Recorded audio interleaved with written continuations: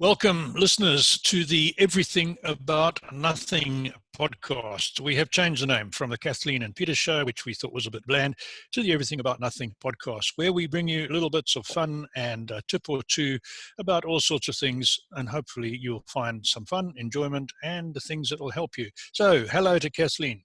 Hello, Peter. Nice to see you. And it's good to see you. And up here in Canada today, we are warm, 15 degrees Celsius, and it is pouring with rain, which is quite unusual. So today we're going to talk about the very strange experience that many of our listeners and people all across the Western world and other places are having for the first time in their lives, and that is working from home. And it's great in some ways, but it brings certain challenges in others. Now, Kathleen and I have worked from our own homes for many years. So, Kathleen, you've got a number of tips for people who are having to adjust to this for the first time. What's your first tip?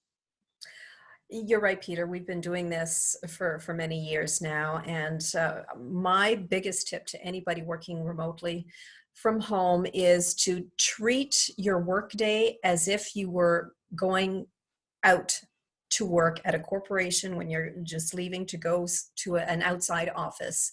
So you get up at a certain time, you would get dressed and spruce yourself up just like you would to go to the office. You sit in front of your computer and you do what you have to do, and you set breaks for yourself. So you set, give yourself an hour of work, 5-minute break or what have you, and stick to that routine. I think routine is key to making yourself more productive, getting a lot of work done.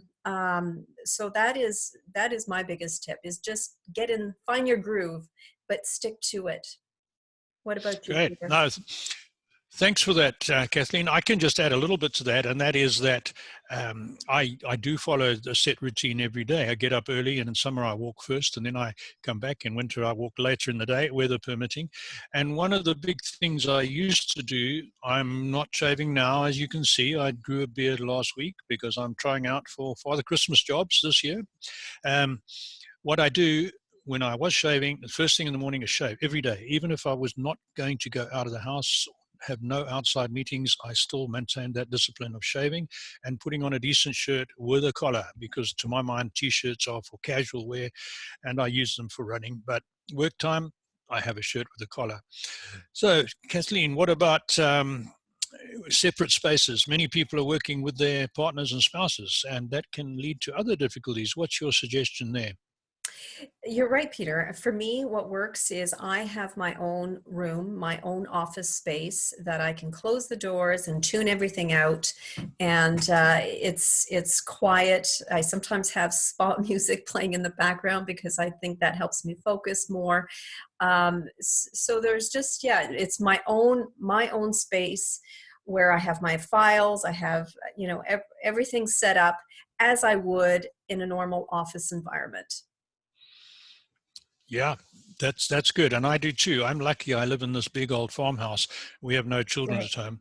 And Peter, I forgot to mention also, in terms of sticking to that routine, I would say also very, very important, if you're sitting in front of the computer and if you're at home, the tendency is to go onto social media, and you would be surprised how much time you waste just going to social media and just, browsing and trolling. Again, part of the routine is shut that off. Oh, you're right. Absolutely right. Huge distraction, Don't you think? Yeah, on that one, I use a timer and I allow myself 10 minutes on. I don't do much on Facebook apart from business pages. Twitter's my big one, so I time myself 10 minutes in the morning and 10 minutes in the late afternoon. That's it. Do I you? don't touch. You actually time yourself? I do. I have a little cheap kitchen timer that I time everything I do, and I don't have my journal in front of me, but that's logged.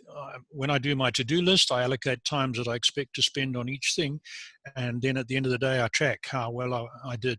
And before I did that, I was wasting hours on social media.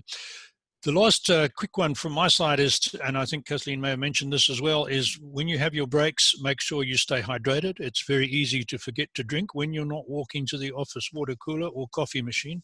And take exercise. Important to go out for a little walk if you can each day to break your day up. So I've got a business tip or a life tip for someone I'll throw in quickly. Kathleen was talking about establishing habits and routines.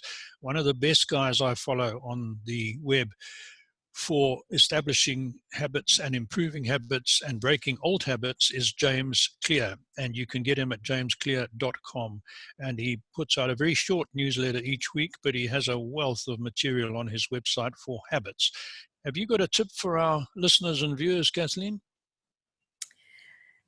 Other than the ones I've just said, my goodness, those are the things that I do on a regular basis, Peter. I think just stick to it, basically just persevere. And I know there's another big hazard that comes from working at home, and I've seen it affect you, Kathleen, and that's what happens with pets. Do you want to finish off the program telling people about pets? Well, I'm surprised my cats are not here just saying hello to everybody, because quite often I will be in video chat meetings, and all of a sudden I have a cat walk in front of the computer. And you know what?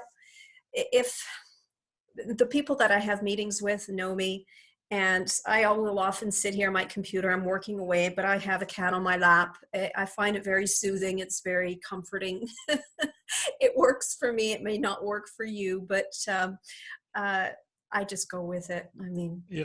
they're Oh, adorable. that's good. Always makes it interesting. And Kathleen, I'm going to say goodbye, but just to finish off the program, just tell our listeners and viewers quickly about what your other activity is with Kerry Tech Solutions. Yes, Kerry Tech Solutions is an IT outsourcing company.